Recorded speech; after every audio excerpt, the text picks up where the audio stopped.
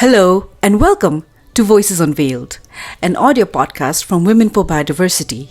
Here we share women's stories from different corners of the world. I'm your host, Sumina. Today, to honor World Indigenous Peoples Day, I'm joined by a truly remarkable guest, Rodah Chepkobus Rotino, and she is speaking to us from West Pokot in Kenya. With over 30 years of experience, Rodah is a seasoned expert in social development and public policy, and a proud member of the Pokot indigenous community in Kenya. She has spent decades championing indigenous rights, women's leadership, and climate resilience in Kenya and beyond. She is the founder and the executive director of Pastoral Communities Empowerment Program, or PACEP, which is an organization led by women that is based in West Pokot. PACEP specially supports women and youth to assert their rights, restore biodiversity, and lead climate resilient, self-determined development rooted in ancestral wisdom. I have had the privilege of working alongside Rodah through a women-led forest restoration project that was supported by Women for Biodiversity, and I can honestly say that Rodah is one of the most inspiring and warm-hearted people I've ever met. So in today's conversation, we'll explore the deep bond between Pokot women and their land, how conservation is already woven into their cultural fabric, and Rodah's most impactful achievements and challenges. But above all, today we celebrate the enduring strength and spirit of indigenous communities across the world. Before we dive in, please subscribe and follow Women for Biodiversity on social media.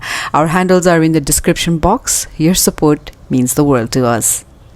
Hello, Rodah. Thank you for joining us today from West Pokot, Kenya. It is a pleasure to have you here with us today. My first introduction to you was through Women for Biodiversity's Building Resilience and Weaving Gender Responsive Approaches to Biodiversity Governance project, which was with PACEP, of which you are the director. So as a Pokot woman and a community leader, how has your identity shaped the way you view land, community, and conservation? Okay, thank you, Sumina. I would like first to say that we are very happy to have worked with Women for Biodiversity on the project that you have mentioned at Kamatira, pilot site for women-led conservation. And we did a lot of work which we are proud of, and we have successes that it can be seen, it's evident because the trees are growing and the conservation is doing very well. In the first place, I would like to say that as we interacted with you and even with the environment and even before, as indigenous women, we realized that as a woman, we are deeply rooted in our land. The land is our culture, it's our life, it's our memory, and it is our spiritual connectedness that we have with the land that makes us look at the current life that we are leading and the future. For us, we see that the land is connected to generations and it sustains our livelihoods through pastoralism, through catering and farming. As a woman, I see land not just as a resource, but as a responsibility, one we must protect for those who come after us. Our sense of community is collective. Conservation is not separate activity, but embedded in our daily life, guided by indigenous values of care, reciprocity, and balance with nature. Wonderful, Rodah. Of course, I have been to Kamatira myself. I and my colleague Shruti were there, and you were also there, and we were amazed by the wonderful work all the women in the community were doing to conserve and bring back a certain part of the Kamatira forest through traditional knowledge and indigenous knowledge as well. And you also mentioned just now that conservation is embedded in your daily life. So I want to ask, how is traditional Pokot knowledge being used in biodiversity conservation and land restoration efforts in West Pokot? And what could be done better? Okay, thank you very much. Traditional Pokot knowledge guides our seasonal activities. For instance, as pastoralist women and pastoral community, the Pokot traditional knowledge guides our migration, helps us to know how to protect our sacred areas and sites, and informs us on how we manage grazing places or the pasture, the fodder, and also how to manage water. The elders, which include women and men, know which trees to preserve. For example, as a person who has worked and implemented the Kamatira biodiversity area, pilot area, we know which trees to preserve. We have collected seeds as part of the preservation entity to make sure that the endangered trees are preserved and continued for the future generations by making sure that everybody collects seeds from these trees, the endangered trees. And right now we have seed banks because that's the knowledge we have gained from our former generations, and we want to transfer it to the new generation. And also we as we use the knowledge to make sure that we know when to move the livestock and how to heal the land through rest, which we call in Pokot Ketok, where we make sure that the enclosures are there to make sure that our animals don't graze certain areas for certain time to make the other areas which have the depleted grass to regenerate for our future use. And this is what we are transferring to our children to make sure that they know that we have to leave the land to heal. We have to make sure that we protect sacred areas, and we have to collect seeds and even preserve some certain trees, because some certain trees have got spiritual values to us and attributes, as well as having the healing power through herbal medicines. So we see that we have borrowed this wisdom from our ancestors, and we don't want to leave it because it's important to make sure that we have sustainable conservation and sustainable use of our biodiversity to make sure again that there is balance between us, the life we are dealing with, the other biodiversity that exists in our ecosystem.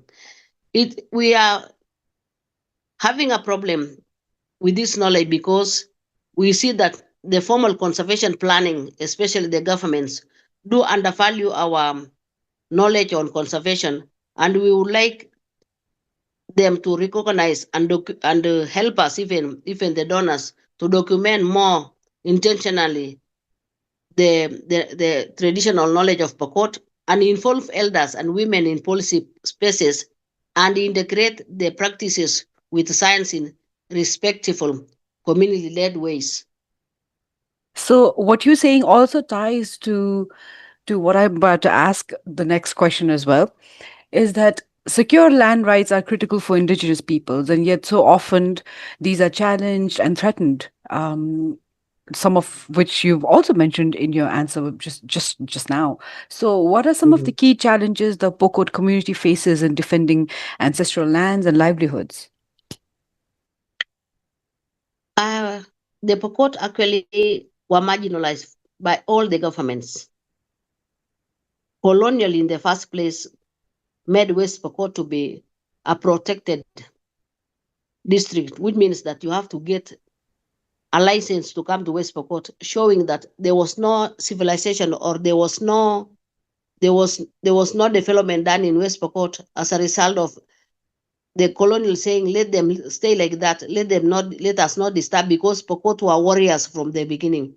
So what happened? We were left behind when the developments were taking place, and when the subsequent governments took over, nobody bothered to help the Pokot to develop themselves. So we face a lot of challenges as community. Though you find that in 2010 Constitution of Kenya, there is the right for all communities and even individuals to own land. But we realize as a community that we lack legal recognition of our communal land because it is written, but there is no enforcement on that. And most of the time, we have boundary disputes. We have pressure from multinational factories coming to take our land because we don't have title deeds in all over the land, and the communities are porous because of the movement, because of the nomadism. And so we find that there's a lot of illegal acquisition of land by multinational industries and others who come to our land knowing that we don't have title deeds in some areas. And there is also that means that we've faced a lot of resource conflicts and a lot of criminalization and victimization as a result of that. Also, we find that climate change and external intervention without our consent further strain our way of life. Often, women and youth are left out of land decision making process, even though they are deeply impacted. For example, when we have the public participation, even in the counties, our county governments, our national government, you find that decisions are made by elders and especially men, and youths and women lack the spaces which actually we are trying to push to make sure that their voices are heard. For that reason, we see that as much as we are voicing that we need stronger legal frameworks, better implementation of the Community Land Act, enforcement and support to map, register, and defend our ancestral territories. Hmm. Okay. I think you've also talked about this a bit in your answers as well, but then I also want to talk a bit more about this is that the women in pastoralist communities often hold deep environmental knowledge, but they face barriers to participation, which you've also talked about just now.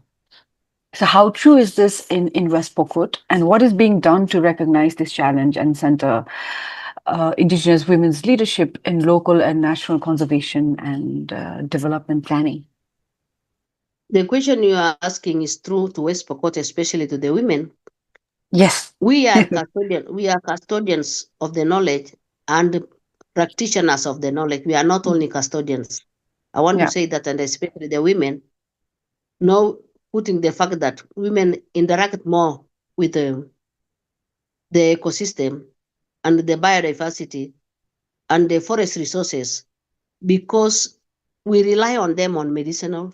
We rely on this resource for seeds. We rely for food systems, and we rely for this to get fuel or the basic needs of our families. But often we lack land ownership and voices in public reforms or forums because we don't have that chance of decision making, especially when it comes to formal setups, because women do not have spaces in job levels where they can influence the support on decision making. However, change is happening. Women-led groups are engaging in biodiversity restoration, such as for the Kamatira that Women for Biodiversity supported, such as replanting native species and restoring degraded areas. Organizations like ours, the PACEP, are amplifying women voices in conservation spaces, offering leadership training, and promoting gender-sensitive programming.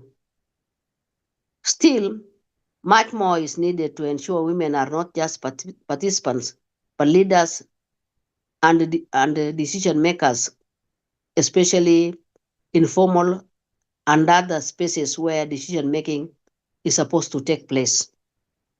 So then, how receptive are the young people in your community towards conservation, and what gives you hope when you're working with young people in your community? In fact, what women face, especially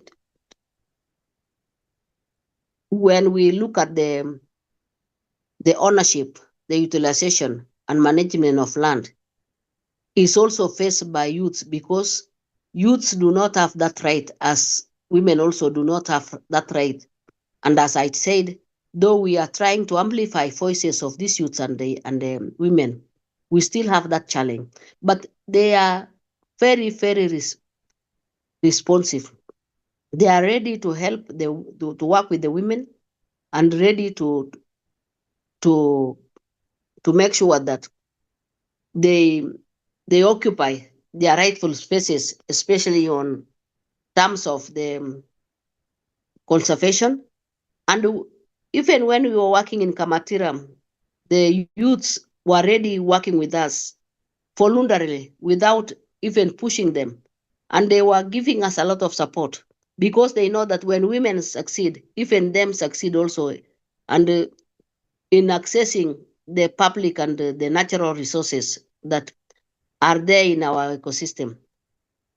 What gives me hope in the youth is the fact that when conservation especially is linked to livelihood, climate change, and cultural pride, the youths come in plenty and they are ready to work with us. They are even supporting our conservation endeavors or activities through helping us with the digital knowledge, especially use of the telephones, the use of the mapping GPSs to make sure that we are doing the right thing and we are able to succeed in our endeavors concerning conservation. Many also are engaged in tree planting. Environmental clubs are there now, and digital storytelling is what we are trying to implement and document through the youths, and especially when it comes to indigenous knowledge. And I trust that if we continue to mentor and involve them meaningfully, they will be powerful defenders of our environment and heritage. Definitely, Rhoda. I completely agree with you on that. So, moving on a little bit and getting into a bit more personal territory, I just want to ask, so what has been your greatest challenge and achievement yet? The most greatest challenge that has been disturbing us, and even me as personal, is balancing tradition and change, and navigating between honoring culture, values, while advocating for gender equality, land rights, and climate justice. Yet, one of my proudest achievements is mobilizing Indigenous women in West Pokot to reclaim their roles as environmental stewards and knowledge holders. Seeing women lead restoration projects, advocate in county forums, and mentor girls is a testament to the strength of our community when given the opportunity. That's what I can say is challenge. And also another challenge is on the issue of the donor. The donor the donor application, especially when we are applying for resource, the funding is a challenge to me because sometimes as an indigenous woman, there are some templates or some write-ups that donors give us to fill, which are complex. We don't understand them. They are Mm. draconian. We would say that it should be made simple and Mm. to make us understand and make us to feel easily so that we can be together. That is one of our challenge. And also the the digital or the technological know-how is still a challenge even to me because we don't have enough capacities on that and we need also to enhance that. That's what I can say. And we need we need that those opportunities, if given to us, we shall be able to move faster and further. Yes, on the last part, I'd also like to add that technology, especially internet, has been a big challenge in Yes, West Pokot for you as well, because when the project was ongoing, we've had, technical difficulties a lot of times, and that, like you rightfully said, if when there is no technology does make your life and work easier and faster. Yeah, that you is are true. right. So now we reach the end of this podcast, and I'd like to ask one question before you leave. So, as we mark this year's World Indigenous Peoples Day, so what message would you like to say, or would you like the world to hear from your community, from West Pokot, and what kind of support will truly help Indigenous-led action on the ground? Thank you very much for asking that question. I would like to say that as Indigenous women and community, we have solutions rooted in generations of knowledge and lived experiences. Support that truly helps us is the kind that strengthens our self-determination. Funding that is flexible and directly accessible. Policies that respect our rights and partnerships based on equality, not extractions. We ask the world to stand with us, not speak with us. We, we urge donors to adopt trust-based long-term, flexible funding that respect Indigenous timeframes, languages, and leadership. Funding must shift from extractive monitoring to mutual accountability based on Indigenous defined success. As such, our message is simple. We would like the world to listen to us, respect us and trust us, and work with us. Because I would say nothing is for us without us, and none should be left behind. Thank you so much. Thank you for staying with us until the end of the podcast. I hope you enjoyed that conversation as much as I did. If you'd like to connect with us, follow Women for Biodiversity on social media. The handles are in the description box, and please don't hesitate to share this episode. The more the merrier. You can reach us at communications@womenforbiodiversity.org. Remember, that's the number 4 instead of FOR. So until the next episode, stay strong and carry on.